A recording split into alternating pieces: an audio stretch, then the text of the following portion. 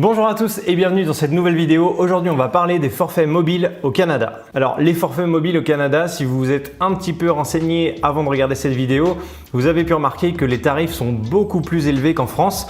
En France, on a quand même énormément de chance et je pense que c'est le pays où les forfaits mobiles sont les moins chers au monde. On peut s'en sortir avec des forfaits avec par exemple 20 ou 50 gigas pour entre 10 et 20 euros par mois grand maximum.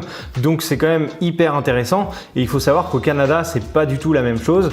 Et la moyenne en général c'était plus aux alentours des 60-70 $ par mois pour avoir moins de 10 gigas la plupart du temps. Bon, ce qu'il faut comprendre aussi, c'est que le Canada est un pays beaucoup plus grand que la France et donc la couverture réseau est beaucoup plus importante. Un petit peu comme en France, on va retrouver des opérateurs, on va dire historiques, comme nous on a en France avec Orange, SFR et Bouygues.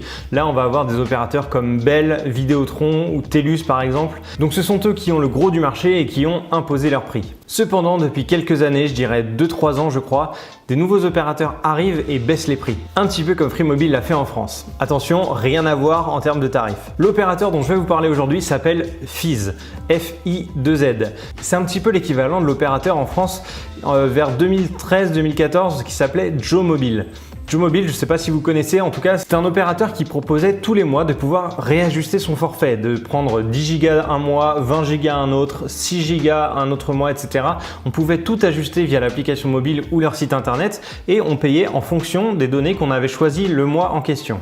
Alors malheureusement pour eux, Free Mobile est arrivé à peu près au même moment et a vraiment cassé les prix, donc c'était compliqué pour Joe Mobile et ils ont dû mettre la clé sous la porte. Fiz fonctionne donc sur le même principe et ça a l'air de fonctionner pas trop mal et de plus en plus de gens passent sur ces forfaits-là. Ce qui est intéressant sur le site de Fiz, c'est qu'on va pouvoir sélectionner les données que l'on souhaite avoir par mois et également la zone de couverture. On peut choisir uniquement le Québec, le Canada ou le Canada plus les États-Unis. Pour exemple, j'ai pris un forfait avec 6 gigas de données, des appels et les SMS illimités et une couverture au Canada dans sa globalité et je paye 45 $ par mois. Et ce qui est vraiment intéressant, c'est que si vous n'utilisez pas toutes vos données lors du mois, eh bien elles sont reportées le mois suivant. Concernant la qualité du réseau, pour l'instant je suis resté au Québec et à Montréal donc j'ai pas eu de soucis. À savoir qu'à Montréal on capte également dans le métro, donc ça c'est un très bon point. Quelques petits points faibles quand même, si vous voulez souscrire à un abonnement Fiz, vous avez forcément besoin d'une carte de crédit canadienne. Donc il va falloir attendre d'arriver sur place au Canada, de faire actuellement votre confinement, d'aller à la banque, de demander votre carte de débit, attendre 15 jours le temps qu'on vous envoie votre carte de crédit par courrier et ensuite vous allez pouvoir commander votre carte SIM. C'est pas forcément le plus simple, mais au bout d'un mois, vous avez quand même votre numéro canadien.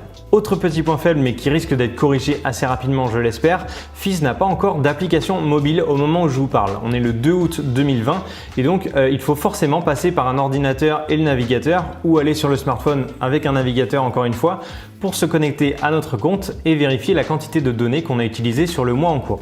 Pour moi, c'est vraiment le forfait que je peux vous recommander si vous arrivez au Canada et que vous voulez pas dépenser 60 ou 70 $ pour un forfait avec très peu de data. Je sais qu'on est un peu biaisé parce qu'en France, on a l'habitude d'avoir énormément de données pour pas beaucoup d'argent. Mais ici, il faut s'y habituer. Alors après, il y a la question de est-ce que je dois prendre un forfait canadien ou garder mon forfait français. Ça, c'est vraiment à voir. Je pense que je pourrais faire une vidéo un peu plus détaillée sur ce sujet-là. N'hésitez pas à me dire ce que vous pensez en commentaire. Si vous voulez souscrire un abonnement Fiz, sachez qu'il y a des liens de parrainage. Je vous mets le mien en description et je vous l'écris juste ici. Et puis, vous allez pouvoir bénéficier de 25 $ lorsque vous souscrivez à un abonnement Fiz. N'hésitez pas à me dire en commentaire si vous avez pris un abonnement Fiz en arrivant au Canada ou si vous avez choisi un autre opérateur et dites-moi ce que vous en pensez. N'hésitez pas également à vous abonner à ma chaîne pour suivre toutes mes actualités à Montréal et avoir des conseils pratiques sur votre arrivée en tant qu'immigré.